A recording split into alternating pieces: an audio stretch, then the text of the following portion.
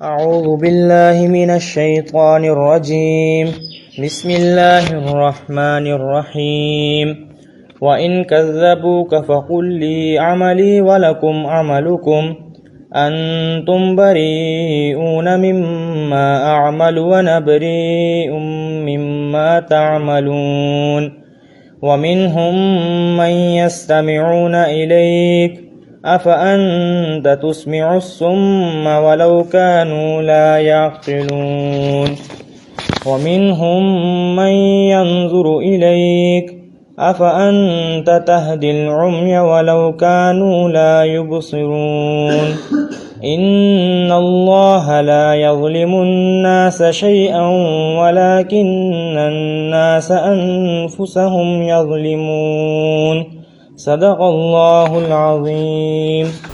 اعوذ باللہ من الشیطان الرجیم. بسم اللہ الرحمن الرحیم.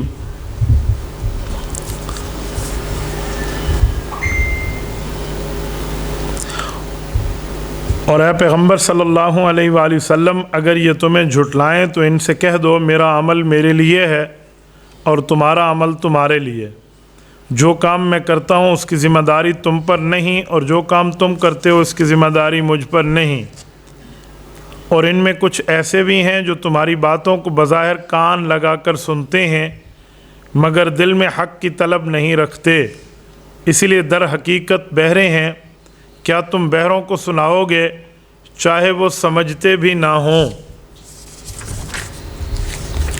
اور ان میں کچھ لوگ وہ ہیں جو تمہاری طرف دیکھتے ہیں مگر دل میں انصاف نہ ہونے کی وجہ سے وہ اندھوں جیسے ہیں. کیا تم اندھوں کو راستہ دکھاؤ گے چاہے انہیں کچھ بھی سجائی نہ دیتا ہو؟ حقیقت یہ ہے کہ اللہ لوگوں پر ذرہ برابر بھی ظلم نہیں کرتا، لیکن انسان ہیں جو خود اپنی جانوں پر ظلم کرتے ہیں. سورت نمبر 10 سورت یونس کی آیت نمبر 41، 42، 43، 44 ہے.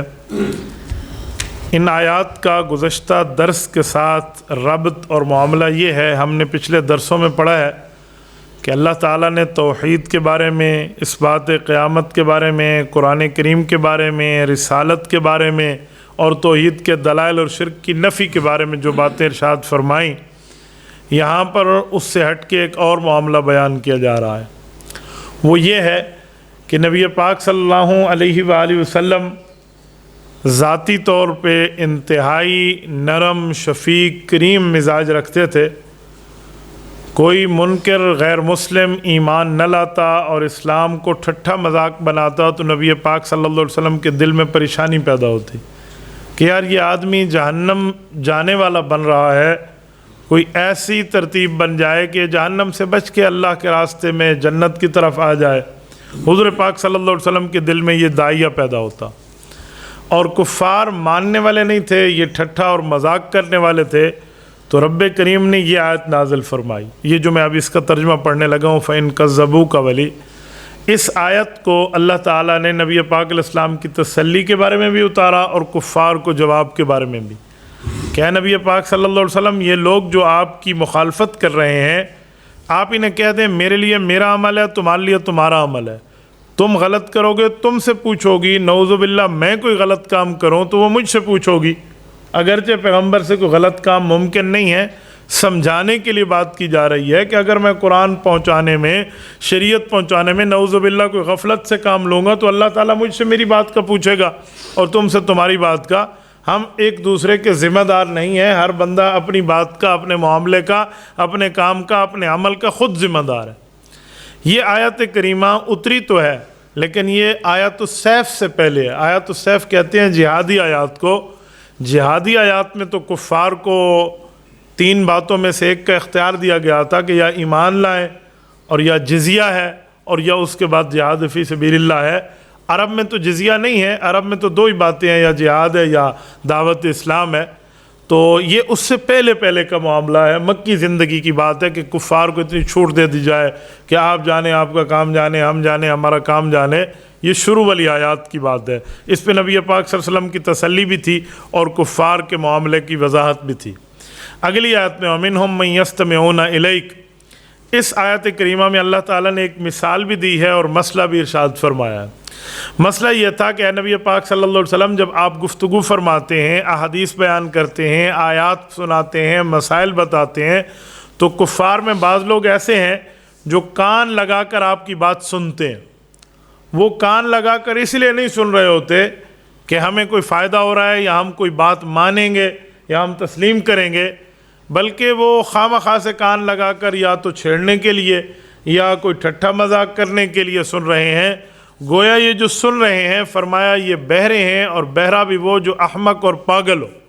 قرآن کریم فرماتے ہیں وَلَوْ كَانُوا لَا يَعْقِلُونَ، بہرے تو ہیں لیکن ایسے بہرے ہیں کہ بالکل جیسے اس کا عقل ہی نہ ہو۔ اب بہرے کی دو قسمیں ہیں، جو بندہ کان سے بہرا ہو تو وہ سن تو نہیں سکتا، لیکن اگر اس کا عقل ہو، وہ عقل مند ہو، وہ 2 اور 2 4 کا فرق سمجھتا ہو، تو اشاروں سے بات کو سمجھ لیتا ہے تو بہرا، سن نہیں رہا لیکن دکھ رہا ہے، کچھ بتایا جا رہا ہے کہ آنکھوں سے اشارہ کیا جا رہا ہے، تو اشاروں سے بندہ سمجھ لیتا ہے تو اس کی بات کو مان لیتا ہے۔ قرآن کہتے ہیں یہ جو کفار نبی پاک علیہ السلام کے مقابلے میں تھے، یہ بات سننے سے تو بہرے تھے لیکن عقل سے بھی بے وقوف تھے، عقل سے پیدل تھے، عقل سے لنگڑے تھے، عقل سے فارغ تھے۔ تو عقل ہوتی پھر بھی بہرے کا کوئی نہ کوئی کام چل پڑتا، تو اب تو کچھ بھی نہیں ہو سکتا، ایک بہرا بھی ہے، دوسرا احمق اور بے وقوف اسٹوپڈ پرسن ہے، تو ایسے آدمی سے بات کرنے کا کیا فائدہ۔ اگلی 2 آیات میں بھی ایک مثال اسی طرح، اور دوسری آیت میں رب کریم نے عوام کی حقیقت بیان فرمائی۔ یہ جو پہلی آیت ہے اس میں فرمایا منہم من ینظر الیک، فرمایا کچھ لوگ ایسے ہیں جو آپ کی طرف دیکھتے ہیں، لیکن دیکھتے کیسے ہیں؟ فرمایا دیکھنے کی کیفیت ان کی یہ ہے، گویا یہ اندھوں کی طرح دیکھ رہے ہیں۔ اندھوں کی طرح دیکھنے کا کیا معنی؟ ان کی نظر ایک جگہ ٹکتی نہیں ہے، وہ ادھر ادھر اپنی آنکھیں پھیرتے رہتے ہیں۔ تو یہ جو آپ کی بات سنتے ہیں، یہ آپ کی بات سننے اور دیکھنے کے لیے نہیں بیٹھے، ادھر ادھر کی باتیں کرنے کے لیے۔ تفاسیر میں لکھا ہے کہ یہ لوگ نبی پاک علیہ السلام کی بات سنتے اور پھر آپس میں کہتے ابو طالب کا بھتیجا اور وہ بھی یتیم بھتیجا، اللہ کو یہی ملا تھا نبی بنانے کے لیے۔ اس طرح کی گستاخی کے الفاظ یہ لوگ کہتے۔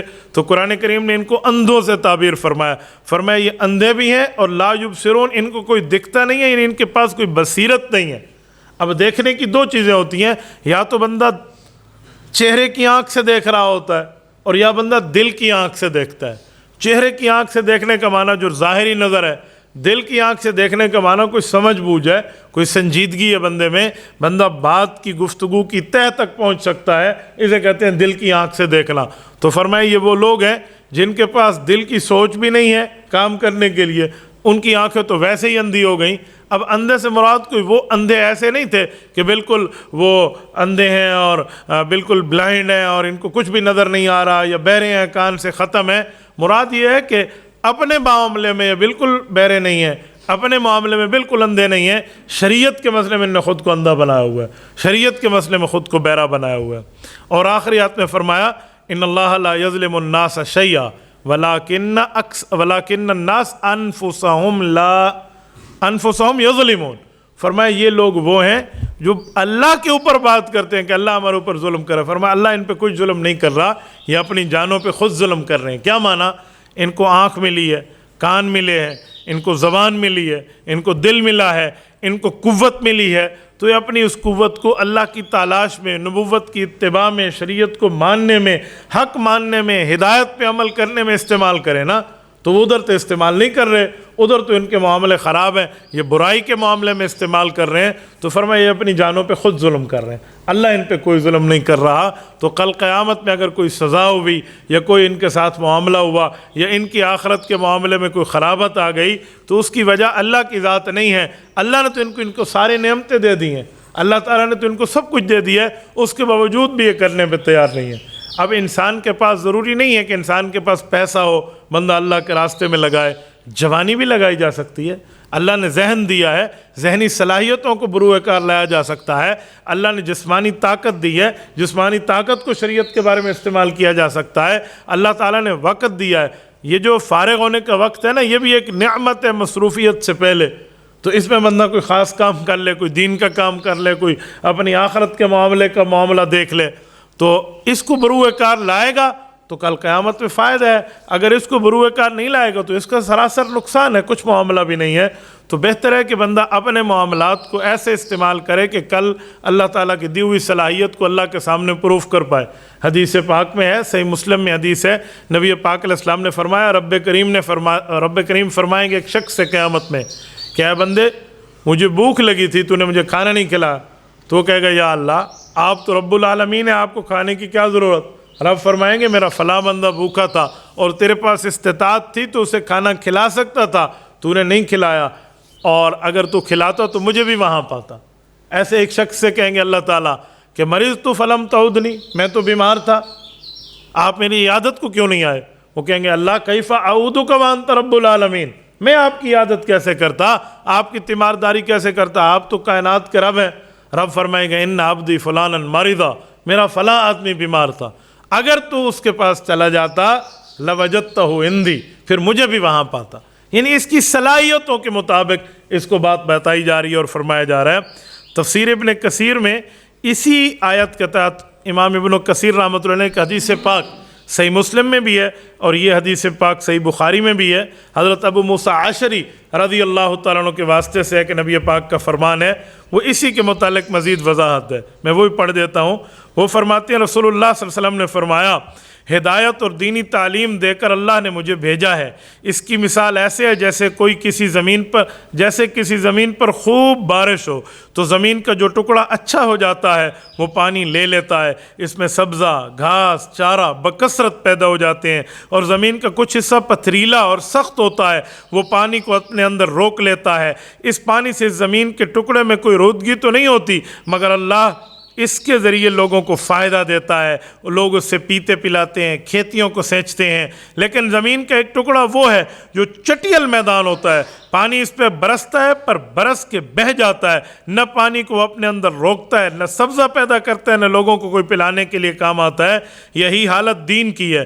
کچھ لوگ دین کو سمجھتے ہیں، اللہ نے جو تعلیم مجھے دے کر بھیجی ہے اس کو اس تعلیم سے فائدہ ہوتا ہے، خود بھی سیکھتے ہیں دوسروں کو بھی سکھاتے ہیں، اور کچھ لوگ وہ ہے جو دین کی طرف قطعاً توجہ نہیں کرتے، سر اٹھا کے بھی نہیں دیکھتے۔ جو ہدایت مجھے اللہ تعالیٰ نے دے کر بھیجا ہے اس کو قبول بھی نہیں کرتے۔ یہی مثال ہوگی کہ کل قیامت میں پھر ان کی آنکھ کھلے گی تو معاملہ کیا ہوگا۔ جیسے زمین کے اوپر آسمان سے بارش برسی، ایک زمین وہ ہے جس نے کھیتی پیدا کی، ایک جگہ وہ ہے جس جوہر ہے اس نے اپنے اندر پانی جمع کر لیا، جانوروں نے پیا، درختوں کے لیے پیا، کھیتی کے سیراب کرنے کے لیے ہوا، اور تیسری چٹیل میدان ہے، پانی بہہ گیا سو بہہ گیا، نہ اس نے جمع کیا اپنے اندر نہ اس پر کچھ اگا۔ فرمایا اس طرح انسانوں کی بھی تین قسمیں ہیں۔ شریعت بیان ہو رہی ہوتی ہے، قرآن اتر رہا ہے، دین کی بات آ رہی ہے، تو جو اپنے اندر سمجھے گا اس کو فائدہ ہوگا، فائدہ اپنے اندر سنبھالے گا، خود بھی فائدہ مند ہوگا، اگلوں کو بھی فائدہ دے گا۔ اور کچھ ایسے ہیں جو خود تو فائدہ نہیں ہے لیکن اس حد تک معاملہ دوسرے کو فائدہ دینے میں ہے کہ بات اپنے اندر جمع کر لیتے ہیں، آگے بتا دیتے ہیں، اگرچہ وہ عمل نہ کریں لیکن آگے بتانے میں کچھ نہ کچھ فائدے کے اندر تو ہے۔ لیکن تیسری ایسی پتھریلی زمین ہے، اس کے اوپر پانی برسے اور وہ چلا جائے، تو فرمایا کچھ لوگ وہ ہیں جو شریعت کی بات سنتے سمجھتے سب کچھ ہے لیکن اس کے باوجود نہ اپنے اندر اس کو محفوظ رکھتے ہیں نہ دوسروں تک اس کو پہنچاتے ہیں۔ حالانکہ رسول اللہ صلی اللہ علیہ وسلم نے اس شخص کی زندگی، اس کا چہرہ، اس کی جو ہے نا کیا کہتے ہیں لیونگ اسٹائل کے لیے دعا کی ہے کہ اللہ اس کی زندگی کو تر و تازہ رکھے، جو میری حدیث کو سنے، اس کو یاد کرے اور پھر آگے پہنچائے ویسے جیسے سنا تھا۔ نبی پاک علیہ السلام نے دعا دیتے ہوئے فرمایا نظر اللہ ممران سمع مقالتی فحفظها ووعاها واداها کما سمع۔ فرمایا اللہ اس کی زندگی کو تر و تازہ رکھ، جس نے میری حدیث پاک کو سنا، سن کے یاد کیا، محفوظ کیا اور آگے ویسے ہی پہنچایا جیسے اس نے سنا، تو اس میں کوئی رد و بدل نہیں کیا، تو اللہ تعالیٰ اس کی زندگی کو تر و تازہ رکھ دے۔ بہتر تو یہ تھا کہ ہم نبوت کی اس دعا کا مصداق بنتے کہ شریعت کے احکام پہ عمل کرتے اور اس کو آگے ویسے پہنچاتے، تو پھر کسی کو یہ نہ کہنا پڑتا کہ میرے لیے دعا کرو، اس بندے کو ڈائریکٹ رسالت امام علیہ السلام کی دعا مل رہی ہوتی اور رسالت امام علیہ السلام کی ڈائریکٹ دعا اس کو حاصل ہو رہی ہوتی تو بہتر ہوتا، اور نہ کیا تو پھر دنیا بھی برباد ہے اور آخرت بھی برباد ہے۔ اللہ پاک آپ کو اور ہمیں آباد اور شریعت اسلامیہ کے ساتھ مضبوط رکھے۔ جزاکم اللہ تعالی وآخر دعوانا ان الحمد للہ رب العالمین۔ الحمد للہ رب العالمین والعاقبۃ للمتقین والصلاة والسلام علی سید الرسل وخاتم النبیین۔ ربنا ظلمنا انفسنا وان لم تغفر لنا وترحمنا لنکونن من الخاسرین۔ ربنا آتنا فی الدنیا حسنہ وفی الآخرۃ حسنۃ وقنا عذاب النار وادخلنا الجنة مع الابرار یا عزیز یا غفار یا ارحم الراحمین۔ وصلی اللہ تعالی علی خیر خلقہ محمد وعلی آلہ واصحابہ اجمعین برحمتک یا ارحم الراحمین۔